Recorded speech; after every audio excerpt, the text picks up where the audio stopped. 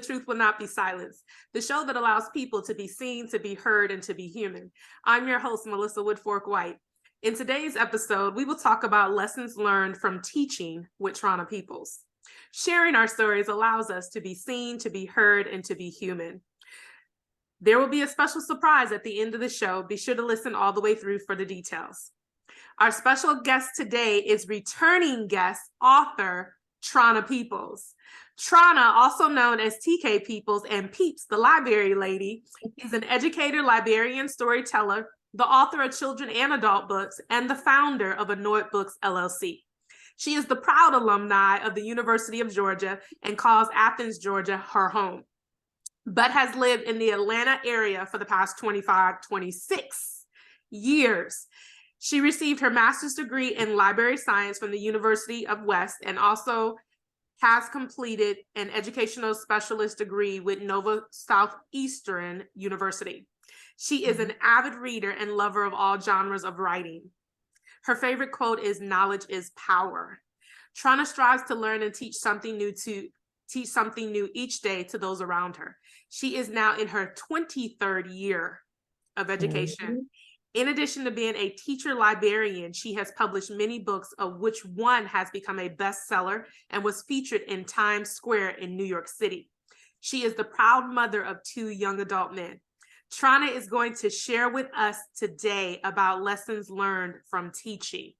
Hi, Trona. Thank you so much for coming back and joining us again. Hello, and I'm so excited. Thank you so much for having me back. Awesome. Let's go ahead and get right. This is a really good book. Let's go ahead and get right into it. Why did you write the book, When Teachers Cry at Night, What College Doesn't Teach You, which was published in February of this year, 2023? Tell us about your story behind writing this book. So when I started, I didn't initially, wasn't an educator at the start. I worked at the airport, bilingual sales. And then comes along my first baby. And I was like, I think I'm going to try teaching because I want to be around with my kids. I want to be off when they're off, summer, spring breaks, whatever. And so I said, I can do it. I'm going to be a teacher. and when I walked in that first day, those first couple of weeks, I said, Lord, what did I get myself into? Why did I become a teacher? And so I started to, maybe about a couple of years into teaching, maybe about 2 years, I started to just kind of journal and write down what would happen each day, some things that would upset me, some things that would, make me feel good. But I started writing those down and writing stories so that I could remember and maybe remember the kids. And maybe years later, they would come back and I would remember their story. So I started to journal and just keep that. And then I said, well, I see a lot of new teachers coming in struggling. I said, maybe I have something here that I could help new teachers out or just veteran teachers, period. And so there starts the book. All right. So this book actually has been 23 years in the making. Yes. And I can see I'm similar to you. I journal, I write a lot too. And so I can see that helped you to process through that. Yes. And so it was becoming a teacher that you realized that they didn't teach me that in college. No. When did that hit you? It hit me. It hit me very, very soon. It was like when you're going through college, and I was going through the education program right before I started teaching, because again, I was not a non-traditional teacher, but I had to go through the program. And we talked about lesson plans. We talked about creating activities. We really never even talked about discipline. When you student teach, they kind of throw you out there, but of course they may pair you up with somebody that's where there's control of the classroom. So you'll see the better side of it. But I quickly realized, like 2 years in, that this is not for the faint at heart. And there's some things you need to know before you step into a classroom door. It's not an easy job at all. And so it hit me about 2 years in, and I was, I knew I wasn't going to quit, but I just kept asking God every day, like, why did I choose this? What's my purpose? How can I help these kids when I can barely help myself through the day? what are some things that I can do? And you are so right about what you just said, because of the simple fact is that I also took the non-traditional route. I had been in business for over 10 years, almost 15 years. You know my story. I traded in my corner office for a corner classroom because that was my first classroom at Monday's Mills. And so Mm-hmm. when Mm-hmm. we met over almost 12 years ago? Yes, probably more Oh my now. gosh, probably almost 14 years ago. Yeah. And so I was blessed with the fact that when I came into the school that you were already at, you guys were already veteran teachers. Yes. I think And I was so I about came, 6 years in, six and so years in at that time. I came into a school where it was a school of choice. There was a waiting list to get into that school. We had over 1,000 sixth, seventh, and eighth graders. And on top of that, we had teachers like you, Mm-hmm. experienced veterans that had master's and doctor's degrees and that Mm-hmm. had been at this school for many years and not Mm-hmm. bounced around or floated around in the school district or other school districts. So I was very fortunate that when I started my career head on, that I came in, I was blessed to be in that Mm-hmm. school with all of you and veterans, and I was the newbie. I was Right. the only newbie. All of you had already been there for years. And so I was blessed with the fact that you're right. In the teacher program, it's very thorough about pedagogy, Mm-hmm. about differentiating, about Mm-hmm. teaching strategy, all of the tools that you need to be a teacher. But as far as classroom management, they don't offer you that piece. But I Mm-mm. was fortunate that we had a principal, Yes, and we had that classroom management at the beginning of every year, and then exactly. tools to help us. It was also that principle that also we went to the Love and Logic, where we learned Mm-hmm. how to use empathy and so forth. And that just I'm telling you, after that, it transformed my classroom. And so Yes. because we were at a school, in a school district, a school of choice, where parents and students were waiting to get into Right. school, that we had a principal that knew what it was that we needed to be Mm-hmm. successful in the classroom. Because having that piece right there, that was an invaluable piece. That's how you're able to teach. That's how you're Yes. able to go from bell to bell. And then Mm-hmm. that's how you're able to focus in on what students really need, because you're not spending time on classroom management. Right. So once again, boy, I tell you, you are so right. Everything you said, they don't teach. Mm-hmm. We can get into another conversation about that, Right. where in teacher educational programs, they should have a class for classroom management. Yes. It should be included in the curriculum. But Mm-hmm. I'm gonna keep us on track. I'm gonna keep us on track. Let's move into the next question. How does your book, When Teachers Cry at Night, What College Doesn't Teach You, help teachers and future educators? So tell us about the details. Share some of it from your book. So I wrote this because I want to help teachers. Like I said, whether they're veteran, whether they're new, things they may be struggling with. Um, I am, like you said, 23 years in. And you would think that the more years you got in, that you would get to a point where you never have an issue, or you never have that moment when you just, come home and just put your face in the pillow and cry. But just about 2 weeks ago, I'm doing hall duty, and I work in a school now where there are some challenges. And a female student just cursed me out. And it took a whole lot to hold that in, to not go to her level. And I even went there a little bit. I said, okay, if we're gonna have a grown woman conversation, maybe we should step outside and talk about it. But I was so angry. I said, get yourself together. You're the grown up. She's a kid. She has to learn. But she cursed me from one end of the hallway to another. And I said, I think I gotta retire like right now. I'm not gonna make it. I'm not gonna make it. These kids are so disrespectful. We're here for their safety, trying to help them. And I was just frustrated. I said, you don't know what I went through last night for you to come at me that way. And I have to come in this morning. I have to be the professional adult and just take it. So I was so frustrated. And one of my other students that greets me every day, he came down and I said, Malik, not this morning, baby. I said, Miss People just had a rough moment. I said, it's not, I just need you to go to class. Could you please go to class? And he said, Miss Peoples, just stop. He said, God has put you here for a reason.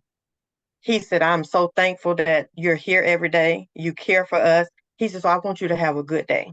And he said, I'm praying for you to have a good day. And girl, I had to hold back the tears that welled up in my eyes. And I said, thank you, God, because he knew I needed somebody in that moment to reassure me that you have a purpose. That one person may not have appreciated, but there are children who are watching you and looking and notice that you're there for the good. So that was actually like a happy moment, but it brought tears to my eyes. And so in my book, I share stories like that. It was difficult to narrow it down to just 10 stories because we have 1,000. You know, we have Yeah. 1,000 stories. And so to understand that I have a purpose. Keep going. Don't give up. We have a purpose. And so in my book, When Teachers Cry at Night, you will experience stories like that. You'll experience the good, the bad, the sad, the happy. And I wrote this because I want teachers to understand we're in this together. What may happen to you, some teachers may feel like, oh, it's me. I'm just horrible. They have the heart for it, but it's not just you. And stories like this will let each other know that we're here for each other, that you can, I'm sure the stories that I share, people can probably have shared the same thing. So we can help each other out. There are strategies, there are tools, there are little things as simple as creating a plan at the beginning of the year of your procedures and how you want your class to work that will save you so much time during the school year. Routines and rituals, you know, and when you share tips like that, it helps to make teachers better. And I also want to reach those people who may just want to hop in because it's easy to get a job in education. Yes. People quit. But don't just hop in if you don't have the heart for these children, because you're not going to last long, or you're going to do damage to our children when we need them to be successful. They have to take care of us one day. And if you're just coming for a couple of years and you really don't care, you're having a negative impact on our future. And so I want to speak to those people before you even step in a classroom, before you even step in a program. I really want you to understand what teachers go through each day. And I really want you to think to yourself, is this something I want to be a part of? Do I have the heart for it? Because you're going to go through some things. And you said wealth of gems right there, because one, the students are a product of whatever teaching and education that they had prior to they came to you. And right. So we both can speak on the part of that student where you experienced where she cussed you from one end. That had been her experience prior to having you. We can speak right. on that as veteran educators. Mm-hmm. And so with that being said, that makes teaching difficult. What you just said about how when you have people coming into the profession that are not there for the right reasons, or you're just there because you think it's an easy job, you can just collect a paycheck. Mm-hmm. They're damaging kids.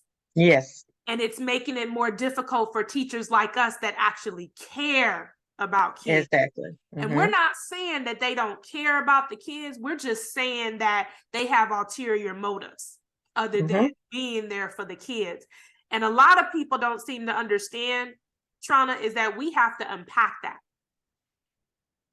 I've been where you are. Haven't been cussed out by a student, but a parent, and I know you remember this one, a parent wanted to, have a few choice words with me without even hearing both sides of the story.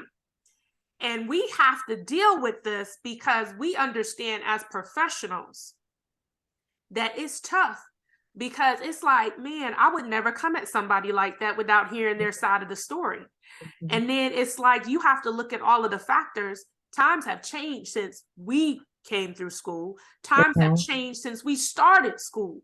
And so with that being said, it's like we're dealing with younger people that are having children at a young age that missed that step that our parents had, that maturity to know that everything that your child say is not going to be the full story, and that there's two sides to every story, and that because the teacher is there to support and to help you and your child, you mm-hmm. need to hear the teacher's side of the story.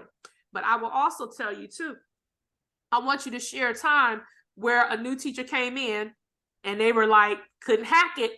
and you were Mhm. trying to mentor and support them, and that's where your book comes into play, because maybe that wasn't the right situation demographics for that teacher, without Mhm. saying any names. And this maybe, because there are teachers that come into it for the right reasons, but because they come into a situation that college did not teach you, Mhm. or they get discouraged. Can Mhm. you tell us about that time? Yeah, so that just recently, maybe a couple of years ago, there was a young lady who graduated from my alma mater. So I always say Bulldogs are the best. She's an amazing teacher. She tried her hardest. And I would, often coach her and give her little tips. And she said, Miss Peoples, this just isn't for me. I said, well, do you think it's the environment? Maybe you have to be careful with that when you're choosing. Don't just choose any school. Find out about the school. Look at the test scores. Look at the population. Look at the demographics of students that you're going to be dealing with, because that right there in itself could be a challenge. And I told her, but I said, if you feel like this isn't for you, let it go. Don't go to another school. Don't try somewhere else here or there. And she said, oh no, I'm completely done. And that was like her first year out of college, first year teaching. But she did her absolutely best, an amazing person. But she felt that, no, this isn't for me. And I said, let it go. And that's what I'll tell people, because you don't want to hurt the children. I've seen kids right now losing a whole year of instruction because they'll have a teacher that just can't make it, can't be in it. And then they leave and we're left with substitutes Mm-hmm. for the rest of the year. And I speak to the kids. I said, at this point, you need to pick up a book and start educating yourself, because sitting here every day just staring at somebody or playing with your friends, you can't compete with other kids around you. You'll try to go to the same college, you'll try to do the same program, but Mm-hmm. because they had education the way it should have been, you won't be able to compete globally with anybody, Mm-hmm. not even the high school next door. So, and so I wished her the best. I felt like she could have eventually got it the right way, but she just, in her heart, she said no. And I appreciated that, because she made it through the year and did awesome with the kids. They loved her, but it was a challenge every day she walked in that door. And so that's just one example. And I want people to think about that and just, you may go in and try it for a year, give it your all. But if it's not for you, let somebody else step in that spot. Yeah. And you know what? You Hmm. said something that's very scary, that's becoming a norm, Hmm. is children losing a whole year of instruction. Year. Since we have been where we are in the state and city that we are, that has been my experience the whole time living here, is that each class of students that I have gotten, they have missed over a whole year of instruction because they lost a teacher. They had multiple substitutes. And so you do more damage Hmm. than you help in the course of that school year. Yeah. I've gotten kids where, and you know this, I've never worked so hard in all my life in education and teaching, because they've lost so much that Hmm. my 8th grade is about to go on to high school. And I'm like, oh no, it's grind time. And that's not fun for anybody, because they've Hmm. lost so much, and you're trying to give them just the basics so that they can be successful and have that foundation where they can build on. I tell you now, those 8th grade students that I taught back in 2019 and 2020, they're I believe they have one more year. 20, Hmm. 20. Yep, they graduate in 2024. I see them around town and they thank me. Yes. And they were like, we did not know how hard that you were working for us till we got to high school and realized that we did not have that skill set had you not taught it to us, because they lost a whole year of instruction. Hmm. And Yep. I said, and I'll tell you something else too, right? You touched on something else that's also scary, is that not only is that becoming the norm, Hmm. where it's just classroom, classroom, classroom. Here's the other problem, right? So they not only create a situation where kids are losing years of instructional time by being in a profession that may not be a right fit for them, or sticking to it because they're collecting a paycheck. Mm-hmm. They're making it difficult for teachers like us because they pass on to our classes. Yes. And then we're that hard teacher, we're that strict teacher, because they spent a whole year of having nothing but fun and not learning anything. And then we get them and we're like, oh, you can't write a 5-paragraph essay? Oh, you don't know what inference is? Oh, you don't have the basic reading skills that you need, and you about to get promoted and go to high school? And here's another thing. This is just one of my pet peeves. Let me know if it's one of yours too. When they say kindergarten graduation or 8th grade graduation, and I'm just like, as an educator, we know that it's not, it's promotion. Yeah, you do not graduate until you are in high school. The near fact that we got educators saying kindergarten graduation and we got educators saying 8th grade graduation, that is a no-no, because when you look at the etymology of those words, it is not graduation. When you look at it in the context of our career field, which is education, it's promotion. You're getting promoted until you get to 12th grade where you graduate. And so I'll be correcting them, because I'm like, no, we're not going to have these kids think they're not done. Graduation means you're done with your education. Right. And so I'm just like, no, it's kindergarten promotion. At one school that I taught at, they actually changed their language, because I was like, we are educators. And here's the etymology of this word. I get tongue tied of this word. And we're misguiding parents and students when we use words that are incorrect. And I'm just like, I still be correcting folk. Like, no, it's 8th grade promotion. Are they done with their education in 8th grade? Because that's what graduation means. And so that's another thing that's very dangerous to me, is that you're not graduating 3 times. You only graduate once when you complete 12th grade, and everything else, it is a promotion. It is a celebration, because you're moving from one stage to the next until you get to the graduating stage. Correct. So, and I tell you, Trona, tell us, I've read your book, so thank you. There are some things in your book that anybody that's reading your book, it's going to help them, because it's not only a tool to help you through your current, but it's also a reminder. Yes. A reminder. And I say that to mean that you have teachers, and you touched on this earlier, where they get complacent. And they don't think that they have to learn anything else, or they don't think. Now, they're also dangerous, because the kids that we're teaching today are not the kids that we taught 10 and 15 years ago. Okay? Different generations. And technology. Yes, and that's the other piece.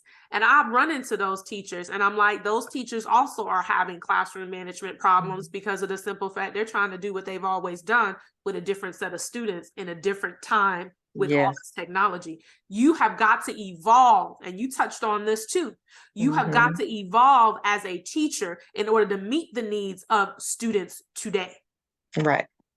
And boy, I tell you, our work is never done. It is never. Can you share with us the first time that you went home and cried as a teacher? Yeah, that's my first story in the book that you will see, and it's called Greeting. And like not a bad kid at all. And in my book, I do kind of change around dates, times, genders, and that kind of thing. But this one sticks to me. I had a principal when I did elementary school that would always say, know your students, know their story. And I didn't give that baby a chance. I was new. I proceeded to make assumptions about him. Didn't even know the child, had never looked in his file, didn't know his struggle. And when he came to class with those crumbs on his mouth, and he has sandwiches in his book bag, and he's late every day, and I'm like, you're just greedy. And he cried. And when I found out why is he taking sandwiches? If I don't, Miss Peoples, my brothers and sisters won't eat at night. Wow. So I'm getting food. My mom is there, but not there. And I got home and I just cried. I felt so bad because what I thought about him. I didn't take the time to say, hey, why are you getting so much? I immediately just attacked him. Not a bad kid, trying his best, running to school, running to class with those shoes too big. and it just broke my heart. And it always chokes me up. But from that day, I learned as a teacher, you have access to your students' files.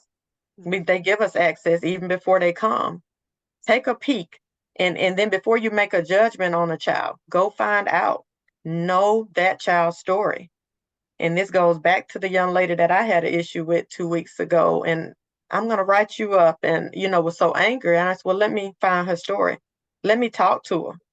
So I have talked to her since, and we got to understand him, but she's dealing with mom and dad custody battles. So when she came in the morning, coming down the hall, yes, she had something heavy on her too. And I had this expectation that she act like an adult, like you're supposed to know what to do. You're not supposed to talk to me that way. You're not supposed to curse. But I had to go and know her story and ask God to lead me, because he sent somebody to show me my worth. And I said, now let me go back and practice what I tell others that I've done years in education. Let me get to know that young lady and find out. So I hadn't had a problem since, but know your students, know their stories. That can save you so much heartache when dealing with them, because that shows them that you care. Yes. It's not going to be easy, but you at least understand that it's not me.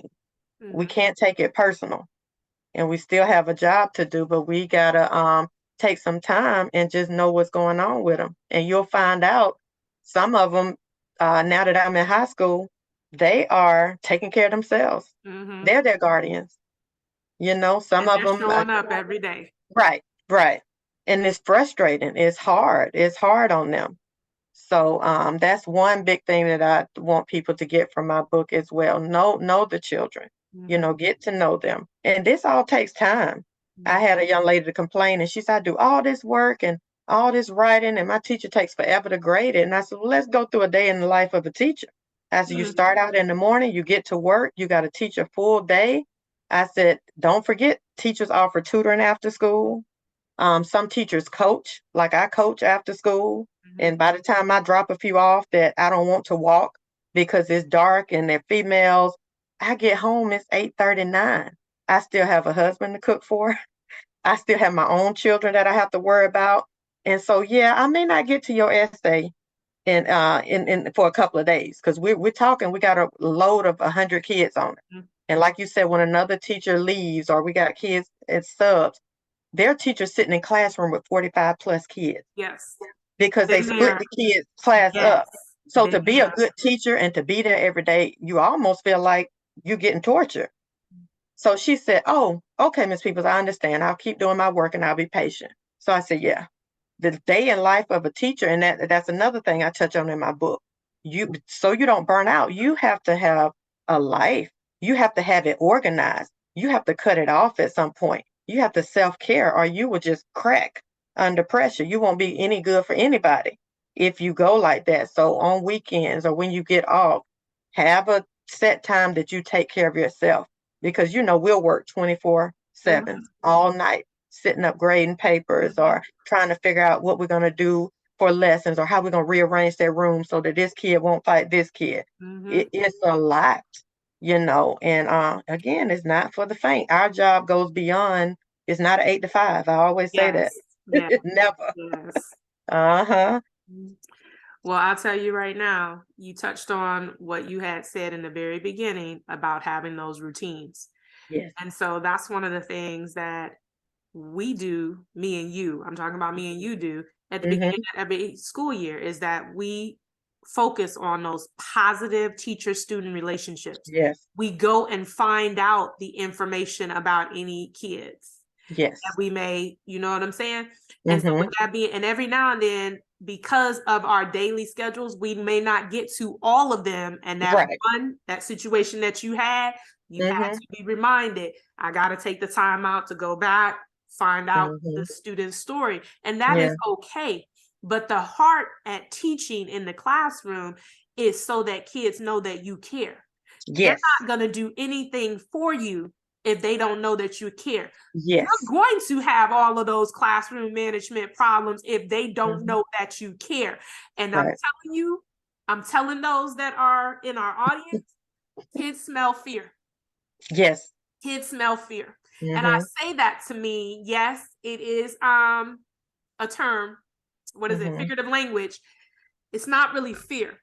What Mhm. they're smelling is that they know that they got you because Yes. you don't care about them and they're about to run your classroom Mhm. rugged. Mm. So they smell fear, they smell you. So if you Right. don't have yourself together as a teacher, you are not making an effort to get to know your students, to partner with your students and let your students know that you care. They Mhm. smell fear. They're going to give you hell the entire Mhm. school year. Year. And there will be nothing you can do about it. And then Mhm. guess what? You're going to be right with that massive teacher exit. You're going to be done. Yeah. You might even be done before then, which causes them to miss a whole school year. But that Mhm. right there, Trona, that is key.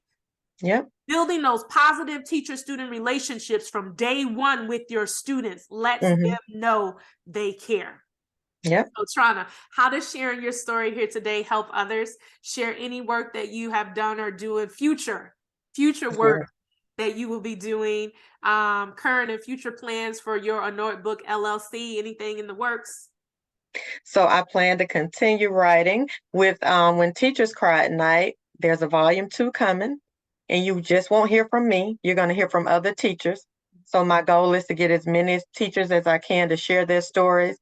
And ultimately, we want to go out, go to our alma maters, go to schools we've been to, and speak to those who are in education programs. Share our stories, share with them what they can do. Let them know that they have support. You have veteran teachers, like you said, you had that support. You have counselors. There are people there that will help you. You don't have to feel like you're alone. So Mm-hmm. that is coming up soon. So I'm still looking for a few more teachers to join us and possibly definitely do a volume 2 and possibly a volume 3 coming out soon. You can follow me on all platforms at Anort Books, and my website is www.anortbooks.com. And Awesome. people ask me where that Anort comes from. It's my name spelled backwards. So anortbooks.com. So follow me, keep up with me. And if you're a teacher and you're interested in sharing a story, please reach out to me. Awesome. Yeah. Well, thank you for coming back again today, sharing this awesome work that you have published to school this year and the help that it provides to current and future educators. Thank you so much. Thank Next, you. you, next week, we'll continue to discuss and have conversations about real experiences, personal and professional, stories that need to be shared, seen, and heard that makes us human. The truth will not be silenced, to be seen, to be heard, to be human. The surprise, if you like or leave a positive comment about this show, you'll get a shout out. This includes businesses, products, services, organizations, and events. Special shouts out to Truly, Dorcia, Sherlyn, Althea, Kingsley, the Jays Love, and Richie for leaving us positive comments about this show. Thank you, thank you, thank you all so much. Following the link in the show notes lets Buzzsprout know we sent you and help support our show. Buzzsprout is the best way to launch a professional podcast. Want to ask a question, be a guest, or subscribe to this podcast, The Truth Will Not Be Silenced? Click on the show link. Thank you so much for joining us.